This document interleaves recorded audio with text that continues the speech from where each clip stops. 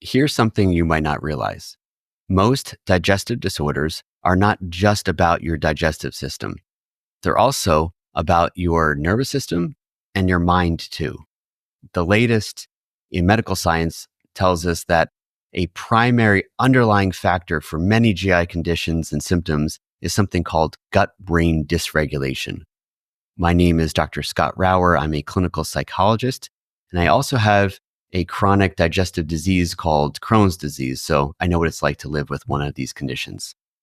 So today's video, we're going to unpack and unravel what exactly is gut-brain dysregulation and the changes that happen in your body and in your mind because of it. So by the end of this video, you'll have a much more clear picture and understanding of how your gut, your brain, and your emotions are all interconnected and why sometimes things go haywire. So let's start here with the gut-brain connection. Your brain and your digestive system are deeply connected. And outside of your awareness, deep down at the level of the nervous system, your brain and your digestive system are in constant communication. There's communication coming from the brain down to the gut, and there's also communication coming from the gut up to the brain. And so gut-brain dysregulation is when this flow of information gets disrupted. It's like a game of telephone that goes wrong. The messages can start to get jumbled, and it can cause a lot of miscommunication between the gut and the brain. And the end result is that it can lead to a lot of symptoms. Pretty much any GI symptom can be linked to this kind of a factor. It's not necessarily saying it's the cause for every and all GI symptoms, but it can certainly often be linked to pain and constipation or diarrhea, nausea, reflux, heartburn, as well as some emotional issues like anxiety and depression that you might not be necessarily linking those things together. But hopefully this video will help understand how those things are connected. So let's break this down, how this works. There's three factors. The first is this concept we're talking about right here, gut-brain dysregulation. The second is that this dysregulation causes changes in us. And then the last concept is that these changes can lead to symptoms. So when I say it can cause changes in us, what I mean specifically is gut-brain dysregulation can lead to changes that happen in the gut, changes that can happen in the brain, and changes that happen in our emotional patterns as well. How these three parts seem to work is that gut-brain dysregulation kicks off a process where that communication between the gut and the brain gets disrupted. And then this can lead to changes that happen in the gut and in the brain and the emotional patterns. And those changes can then lead to symptoms. And then these symptoms, unfortunately, could then feed back into that gut-brain dysregulation and reinforce it. Each part of this cycle can then strengthen the next step, and it becomes this spiral downwards. So in order to flesh this out further and help you to see how this might be playing out for you, let's dive deeper into what specifically are these mind-body changes that tend to make symptoms worse. Let's start with the gut. The first two changes are in motility and nerve hypersensitivity. I'm going to return to these in a moment to define them more fully, but for right now, I'm just going to briefly list the other changes. So this is not a complete list, but here are some of the main changes. So gut-brain dysregulation can also affect the mucosal barrier. This is the protective internal lining or the inner lining of the GI tract. Disruptions in this barrier are often linked to something called intestinal permeability. You might have heard of the condition of leaky gut. And another key change is that the balance in the bacteria of the digestive tract can get disrupted, also known as the microbiome. And so when the balance of the microbiome is lost, it can lead to the beneficial bacteria being decreased, and the harmful bacteria can start to get out of control and kind of lose that kind of limit placed on it. And so these changes in the gut are finally, it's also linked to inflammation. So each of these factors is important to understand, but to keep this video pretty brief here, I'm just going to highlight these first two changes and talk about them a little bit more fully. So changes in motility. Motility is your body's ability to move food through the digestive tract. And so when motility is disrupted, the food may move too quickly or too slowly or alternate between the two. So it can lead to symptoms like constipation or diarrhea or delayed stomach emptying. Most people are pretty familiar with, constipation, diarrhea, but delayed stomach emptying, this might feel like, maybe like a constantly upset stomach or just unpredictable urgency to use the bathroom or bloating as well. And the other main change I want to highlight is called nerve hypersensitivity, which is also called visceral hypersensitivity. So this occurs when the nerves in the lining of the upper and the lower digestive tract become overly sensitive. So in this state, the nerves are just too quick to send pain and danger signals back up to the brain. And that amplifies the feeling of discomfort, the feeling of pain. This is really similar to what happens when you get a sunburn on your skin. If you get a sunburn on your arm and you just have normal touch to the arm, it's going to hurt more, right?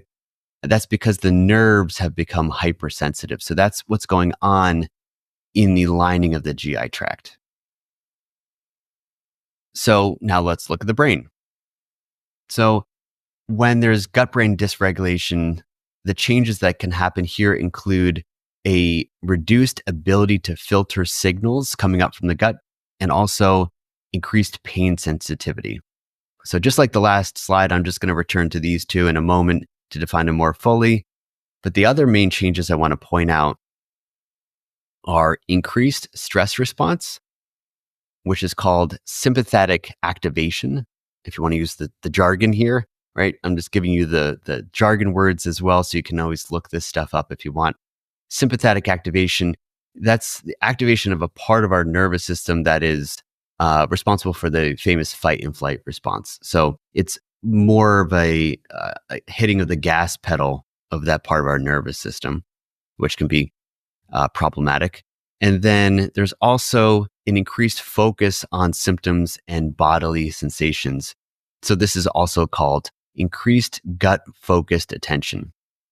So this means that the brain is just much more aware and often preoccupied with the sensations that are happening in the digestive tract, whether it's the upper or the lower digestive tract. So let's jump back to these first two factors to define them a little bit more fully. So reduced ability to filter signals from the digestive system. Normally, our brains can filter or turn down the volume on signals from parts of our body that really don't need our attention. So let me give you an example of this. So right now, you can feel your feet.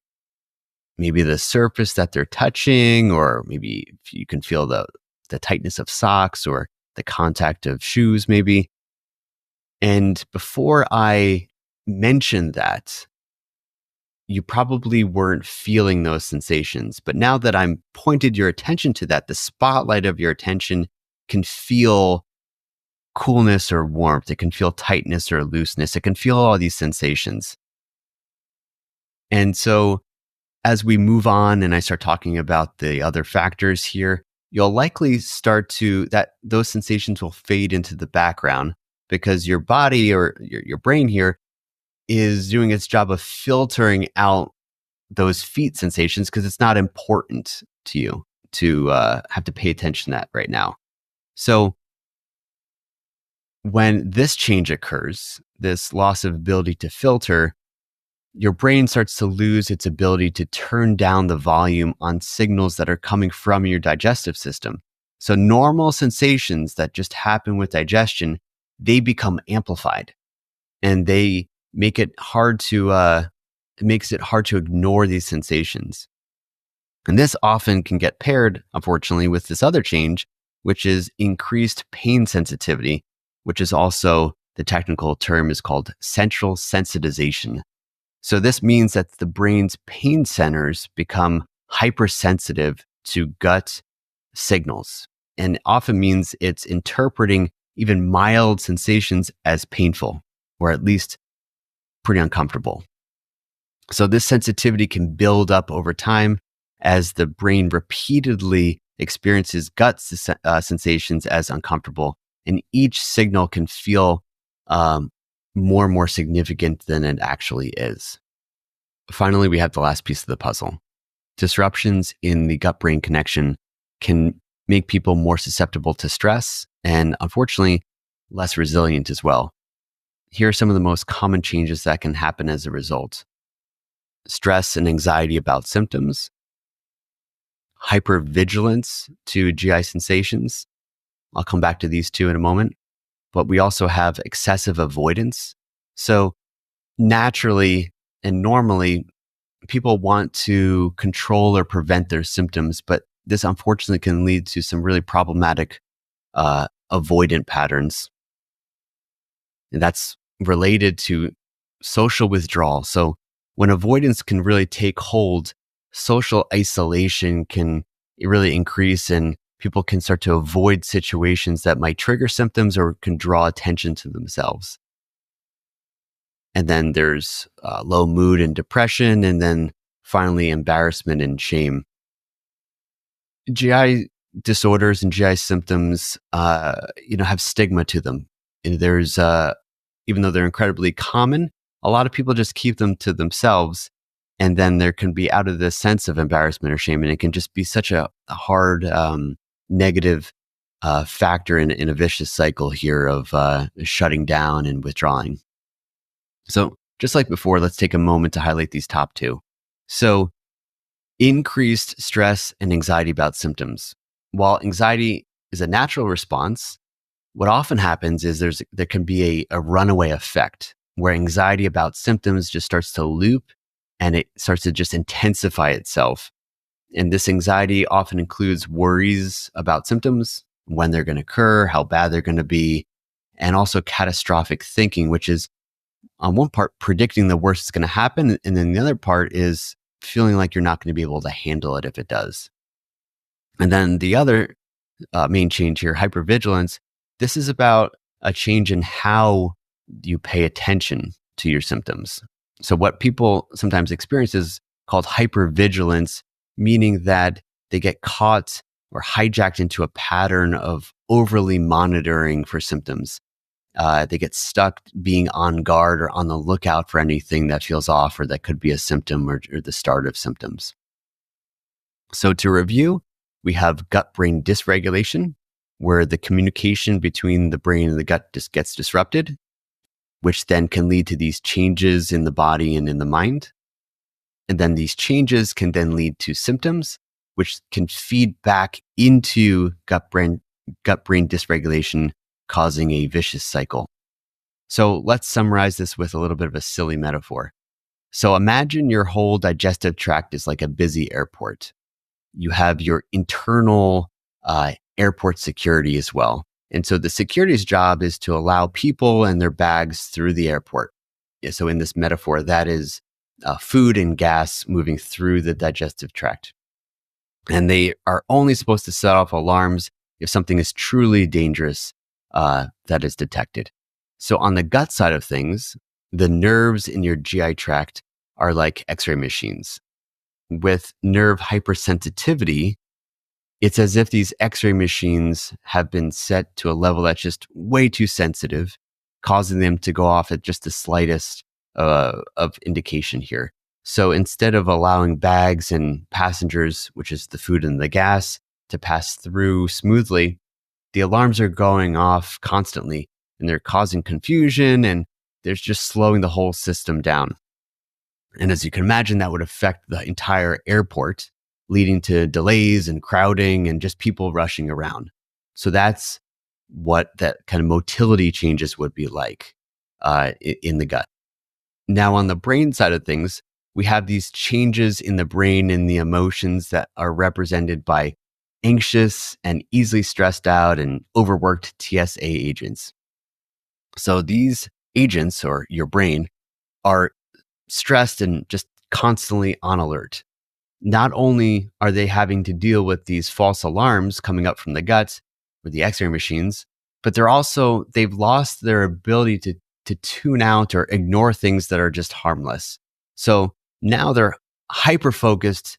And because of this heightened state of vigilance and anxiety, they're making mistakes, and they're thinking that things that are like hair dryers or tennis balls in luggage that they're scanning are actually dangerous. They're thinking these are like guns and bombs instead of the harmless things that they are. So they're signaling threats when in reality there really aren't any. So this is like the brain's amplified pain sensitivity and the amplified focus on symptoms as well. So together, it's a vicious cycle. The overly sensitive x-ray machines in the gut are setting off false alarms, which are triggering these TSA agents, the brain, into a stress response, which then leads to more hypersensitivity and more false alarms. So let's end on a good note here. The good news is there are proven ways to make this better. It won't happen overnight, but there are ways to break this negative cycle of dysregulation and to restore balance and a sense of safety inside as well. In future videos, we'll talk more about the specific steps you can take to calm both sides, calm the gut and calm the brain, so they can get back on the same page. For right now, though, you can just check out my website, restanddigest.org, for more information and also some information on tools.